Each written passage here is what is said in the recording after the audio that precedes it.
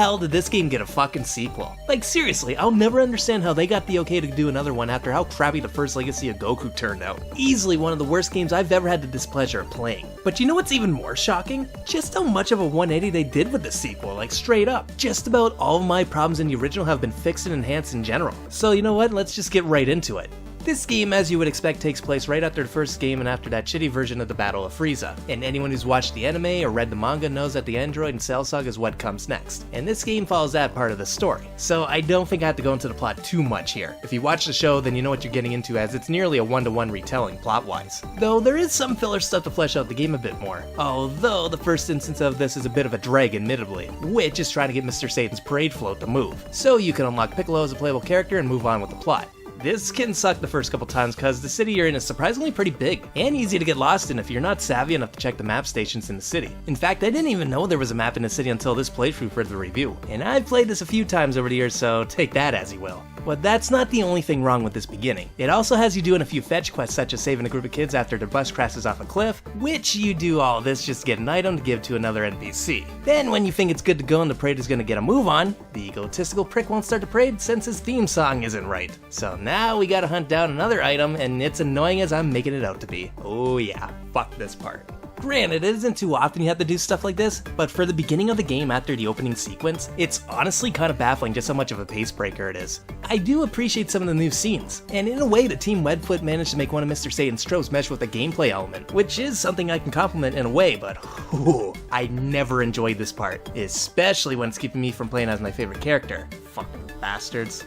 But the worst it ever gets, in my opinion, is this section right here where you have to escort this dinosaur's eggs to a different spot, all the while not getting hit and not being able to fight yourself. And you have to do this 3 times. And for as much praise I'm about to give this game, this part is Legacy of Goku 1 bad. What the fuck were they thinking? It's so easy to screw up, and just for further insult, they add one of the weakest enemies in the game just to fuck with you and taunt you. And because you're gonna get hit, the egg breaks in 1 hit, and you're gonna have to do it over and over and over and over and over because you're gonna get hit, and you're gonna get hit a fucking lot. And it doesn't matter because sometimes the pattern just isn't there.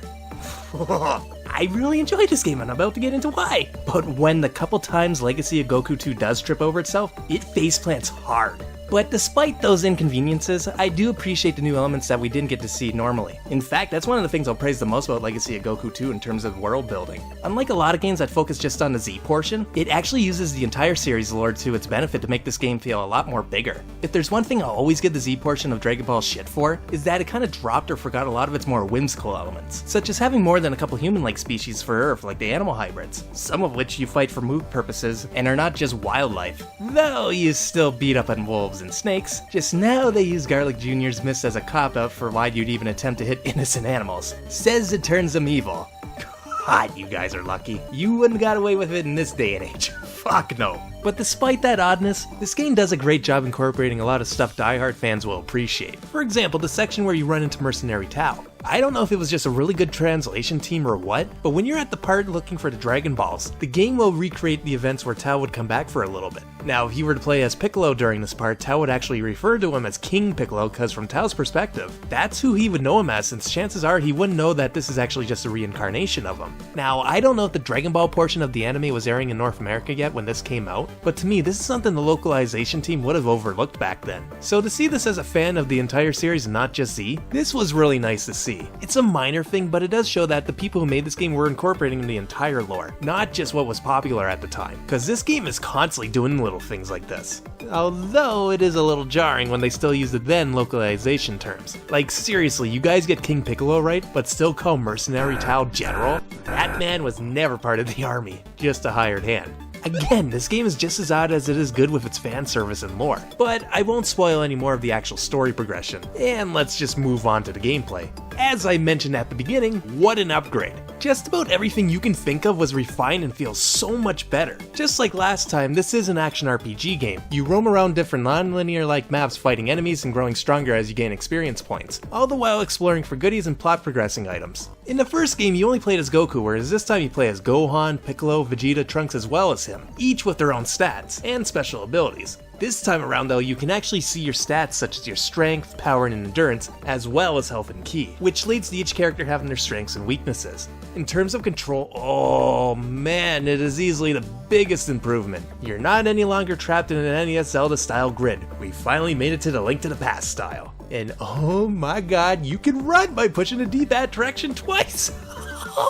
Once you run once in this game, it makes the first game impossible to go back to alone. Oh, and it also feels so much better to fight this time around. Last time, I'd always spam key blasts whenever possible since physical hits were unresponsive, but now, you hit so much faster and it'll connect so much more. Granted, you can still get bum rushed if you're at a lower level due to no invincibility frames, but the chances of you actually getting taken down by the first enemy is slim to none, unlike last time. The only complaint I can really think of when it comes to combat really is this game can be another grind fest at points. Now that there are 5 playable characters, you'll be having to swap back and forth with them at different points and all of them level up independently from each other. So there will be points where you don't get to play as a character for a while, but then you're forced to once more. And because of the fact that you've been playing as the other characters for a while, there is a level gap.